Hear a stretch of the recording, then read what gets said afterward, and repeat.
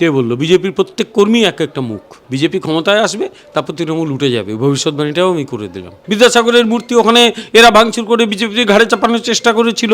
JP Nadda, তার গাড়ির ওপর হামলা হয়েছিল। এই রাজ্যটাকে খুনোখুনির রাজ্য বানিয়েছে এই বামেরা, এবং তাকে মেধাবী ছাত্রছাত্রীর মতো এগিয়ে নিয়ে গেছে এই তৃণমূল কংগ্রেস। সল্টলেক অফিসের ক্যান্টিনে মানে আমিষ খাবার চলছে। নমস্কার, ওঙ্কার বাংলায় আপনাদের স্বাগত। আমি আপনাদের সঙ্গে বিশ্বজিৎ। এই মুহূর্তে আমার সঙ্গে রয়েছেন বিজেপি মুখপাত্র বিমল শঙ্কর নন্দ।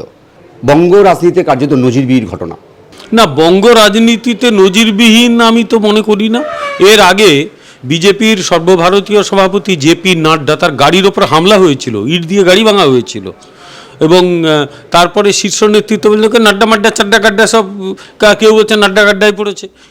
এটা নতুন কথা নয়, পশ্চিমবাংলা এগুলো চলে, অনেক দিন ধরে চলছে, নতুন তো কিচ্ছু না। তাই নজিরবিহীন ঘটনাই মনে করি না। এটা পশ্চিমবঙ্গে ঘটেছে, বাম আমলে ঘটেছে, এই আমলে বেশি করে ঘটেছে। কিন্তু কেন্দ্রীয় স্বরাষ্ট্রমন্ত্রীর সামনে এই ধরনের ঘটনা, হ্যাঁ ঘটেছে। জেপি নাড্ডা এর আগে যখন কেন্দ্রীয় স্বরাষ্ট্রমন্ত্রী কলেজ স্ট্রিট দিয়ে মিছিল করছিলেন, বিদ্যাসাগরের মূর্তি ওখানে এরা ভাঙচুর করে বিজেপির ঘাড়ে চাপানোর চেষ্টা করেছিল। নতুন ঘটনা নয়, অমিত শাহজির সামনে ওই ঘটনা আগে ঘটেছে। এ রাজ্যে এই ঘটনাই ঘটে, এটাই নিয়ম, এ রাজ্যের নিয়ম এটা। কালিয়াচকের যে ঘটনা, সেটা নিয়ে মমতা বন্দ্যোপাধ্যায় আজকের প্রকাশ্য জনসভায় বলছেন যে এর জন্য কমিশন দেয়, কারণ আইন শৃঙ্খলা এখন রাজ্যের হাতে নেই। আইন শৃঙ্খলা রাজ্যের হাতে নেই কথাটা একেবারে বাজে কথা। অবশ্যই সাধারণ প্রশাসন রাজ্যের হাতে, কিন্তু প্রয়োজনে নির্বাচন কমিশন নির্দেশ দিতে পারে, কিন্তু সাধারণ প্রশাসন অবশ্যই রাজ্যের হাতে থাকে। আমি কিন্তু এখানে নির্বাচন কমিশন হয়ে ওকালতি করতে বসিনি। নির্বাচন কমিশনের যদি ত্রুটি বিচ্যুতি হয়, সেটা নির্বাচন কমিশনকেই রেকটিফাই করতে হবে। এটাও ঠিক যে কয়েকজন বিচার বিভাগীয় আধিকারিক, তাঁদের সঙ্গে এই ঘটনা ঘটলো। একজন মহিলা আধিকারিক আতঙ্কিত হয়ে বলছেন, আমার ছেলেকে মেয়েকে কে দেখবে, আমি বুঝতে পারছি না। পশ্চিমবঙ্গের পরিস্থিতি নিয়ে গোটা ভারতবর্ষে, গোটা পৃথিবীতে যে লজ্জাজনক বার্তাটা যাচ্ছে, এমনিতে আমরা বাইরে আর মুখ দেখাতে পারি না, এরপর কি হবে আমরা সত্যিই জানি না। পশ্চিমবাংলাকে যে জায়গায় এরা নিয়ে গেছে, মানে এই ঘটনাটা এমন নয় যে রাজ্য অসাধারণ জায়গায় ছিল, সবাই সবাইকে একেবারে ভালোবেসে ভাই বোন বলে আলিঙ্গন করত, তা মোটেই না। এই রাজ্যটা খুনোখুনির রাজ্য, এই রাজ্যটাকে খুনোখুনির রাজ্য বানিয়েছে এই বামেরা, এবং তাকে মেধাবী ছাত্রছাত্রীর মতো এগিয়ে নিয়ে গেছে এই তৃণমূল কংগ্রেস। আজকে তারই ফলছে। সুতরাং ওনার হাতে যদি প্রশাসন থাকতো, উনি একেবারে স্বর্গ থেকে ফল এনে দিতেন, এটা আমরা কেউ মনে করি না। তৃণমূল যে অভিযোগটা করছে যে 6 নম্বর ফর্ম ফিল আপ করে ভিন রাজ্যের ভোটারগুলো ঢোকানো হচ্ছে। আপনি কোর্টে যান না, নির্বাচন কমিশনে কমপ্লেন করুন, কোর্টে যান, সুপ্রিম কোর্ট তো রয়েছে। এগুলো নিয়ে বাজার গরম করছেন কেন? এবং এই যে ভুল ভাল গোলমাল করছেন, অভিযোগগুলো করছেন, এর ফলেই তো আপনি উত্তেজনা বাঁধাচ্ছেন, এবং এই যে গোলমাল ঘটছে তার কারণেই ঘটছে। ফলে এই ঘটনা যা ঘটছে, তাতে মানে এই রাজ্যের যে শাসক দল, তারা তাদের দায় একদম এড়াতে পারে না, তারাই উত্তেজনা তৈরি করছে। মমতা বন্দ্যোপাধ্যায় প্রায় প্রত্যেকটা সভাতে উনি এই কথাটাই বলছেন যে বিজেপি যদি বাংলায় ক্ষমতায় আসে, তাহলে মাছ মাংস খাওয়াটা কার্যত বাঙালির পাত থেকে উঠে যাবে। বিজেপি ক্ষমতায় আসবে যদি, আবার কি আছে, এবং তাকে বলে দেবো তিনি আসুন না আসুন, তার কোনো সহযোগীকে পাঠিয়ে দিন। এই আমাদের সল্টলেক অফিসের ক্যান্টিনে একটু খেয়ে নেবেন তারা, কোনো অসুবিধা নেই। সল্টলেক অফিসের ক্যান্টিনে মানে আমিষ খাবার চলছে, দিব্যি চলছে, কোনো অসুবিধা নেই, এখানে খাওয়া যাচ্ছে। বেশ, এবারে নির্বাচন কমিশনকে ব্যবহার করে বিজেপি ঘুরপথে যে বিদেশি ভোটার বা ভিন রাজ্যের ভোটারগুলো ঢোকাচ্ছে, তার জন্য অভিষেক বন্দ্যোপাধ্যায় নিজে গিয়েছিলেন, সবার সামনে বলেছেন। এবারে এই যে পরিস্থিতিটা তৈরি হচ্ছে, কোথাও যেন নির্বাচন কমিশনকে বিজেপি কাজে লাগাচ্ছে, এটা প্রমাণ করার চেষ্টা করছে। তো ওরা তো যখন সব হারিয়ে যায়, এইসব ভুলভাল প্রমাণ করার চেষ্টা করে, কিছু করার নেই, ওদের সবই তো হারিয়ে গেছে। ফলে এই সমস্ত প্রমাণ করার ওরা চেষ্টা করবেই, কিছু করার নেই। যখন সব হারিয়ে যায় মানুষ, তখন এই পাগলের মতো, যখন মানুষ ডোবে, তখন পাগলের মতো খড়কুটো ধরার চেষ্টা করে। এগুলো খড়কুটো ধরা ছাড়া আর কিছু না। সম্প্রতি আমাদের একজন রাজ্যের শিক্ষামন্ত্রী ব্রাত্য বসু, তিনি প্রকাশ্য সাংবাদিক সম্মেলন করে বলছেন যে বিজেপি ইভিএম হ্যাক করতে পারে। আচ্ছা, আমি জানতাম উনি বাংলার অধ্যাপক, উনি হয়তো ইনফরমেশন টেকনোলজিতে কোনো ডিগ্রি নিয়েছেন, আমি জানি না। উনি একটা ইভিএম নিয়ে আসুন, দিয়ে আমাদের প্রমাণ করে দিন যে ইভিএম হ্যাক করা যেতে পারে, ওটা মেনে নেব। যাই হোক, বাংলার অধ্যাপক এখন ইনফরমেশন টেকনোলজি নিয়ে গবেষণা করছেন, শুনে ভালো লাগলো আমার। বেশ দাদা, এখন যে যখন বিজেপি প্রার্থীরা যখন প্রচারে বেরোচ্ছে, তখন যখন তারা আক্রান্ত হচ্ছেন, তাহলে ভোট যে কতটা শান্তিপূর্ণ হবে কি মনে হচ্ছে? ভোট শান্তিপূর্ণ? নির্বাচন কমিশনের দায়িত্ব এই ভোটকে শান্তিপূর্ণ করার একটা মানুষের যেন কোনো ক্ষতি না হয়। পশ্চিমবঙ্গ অনেক অন্যায় দেখেছে, অনেক খুন দেখেছে, আর পশ্চিমবঙ্গ এগুলো নিতে পারবে না। তাই নির্বাচন কমিশনকে দায়িত্ব নিতে হবে, প্রয়োজনে চরম এবং চূড়ান্ত সিদ্ধান্ত নিতে হবে।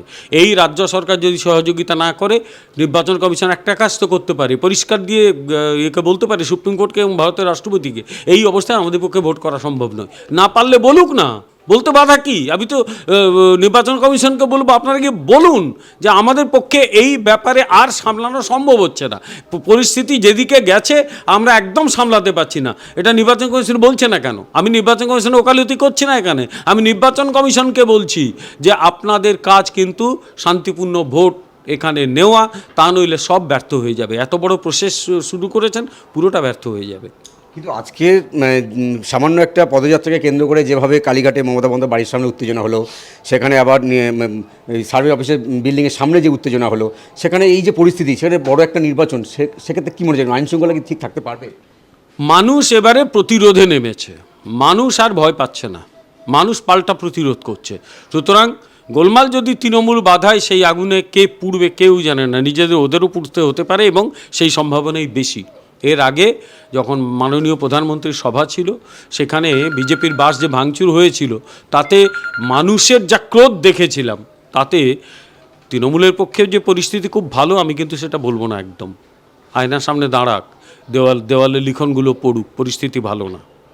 দাদা আপনার কাছে একদম শেষ, সত্যি শুভেন্দু অধিকারী 177 বলছেন, আজকে অমিত শাহ বললেন 170।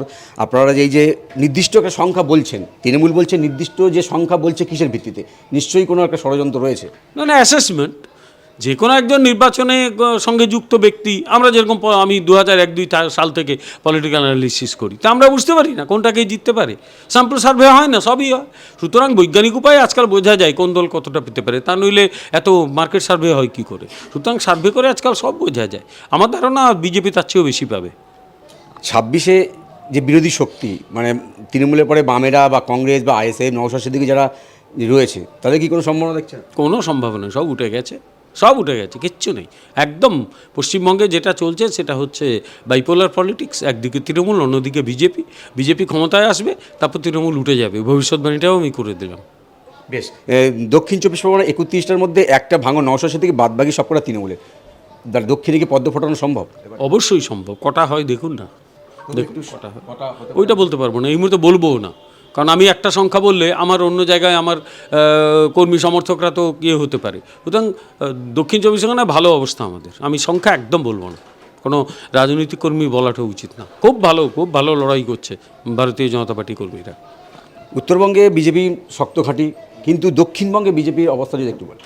আমাকে পরিষ্কার বলে দিচ্ছি, মেদিনীপুর, হুগলি, বাঁকুড়া, পুরুলিয়া, বীরভূমের একটা অংশ, ভালো করে লক্ষ্য রাখবেন। উত্তর 24 পরগনা ভালো করে লক্ষ্য রাখবেন কী হতে পারে, ভালো করে দেখুন। হাওড়ার একটা অংশ লক্ষ্য রাখবেন কী হতে পারে। হুগলি ভালো করে লক্ষ্য রাখুন। আমি একজন বিজেপি কর্মী হিসেবে নয়, পলিটিক্যাল অ্যানালিস্ট হিসেবে বলছি, একটু লক্ষ্য রাখবেন কী হতে পারে, বুঝতে পারবেন। কিন্তু তৃণমূল কংগ্রেসের কাছে মমতা বন্দ্যোপাধ্যায় একটা মুখ রয়েছে, বিজেপির কাছে কোনো মুখ নেই। কে বললো? বিজেপির প্রত্যেক কর্মী এক একটা মুখ, প্রত্যেক কর্মী এক একটা মুখ। আমরা কি কবন্ধ নাকি গলা কাটা এই কবন্ধ ঘুরে বেড়াচ্ছে? তা তো না, সবারই মুখ আছে। আর ভারতীয় জনতা পার্টি ওইভাবে তো এই আমার মুখ ওইভাবে কি কোথাও যায় নাকি? একটা সাংগঠনিক দল, যে জিতবে, যারা জিতবে সেই বিধায়করা তারা নেতা নির্বাচন করবে, তাদের মুখ হয়ে যাবে, অসুবিধা কী আছে? মুখ আছে। কে? তৃণমূল কংগ্রেসের যদি তৃণমূল কংগ্রেস ক্ষমতা আসে, তাহলে মমতা বন্দ্যোপাধ্যায় তাদের মুখ্যমন্ত্রী হবেন, একটা মুখ সামনে রয়েছে। কিন্তু বিজেপির ক্ষেত্রে সেটা তো কেউ নেই যে কে মুখ্যমন্ত্রী করা হবে কাকে। না, আমাদের দল ঠিক করবে তো, আমাদের দল ঠিক করবে কে মুখ্যমন্ত্রী হবে। এটা সাংগঠনিক দল এভাবেই ঠিক করে, এভাবেই ঠিক করব। আপনাকে অসংখ্য ধন্যবাদ সময় দেওয়ার জন্য। ক্যামেরায় স্বপন দাসের সঙ্গে বিশ্বজিৎ, ওঙ্কার বাংলা।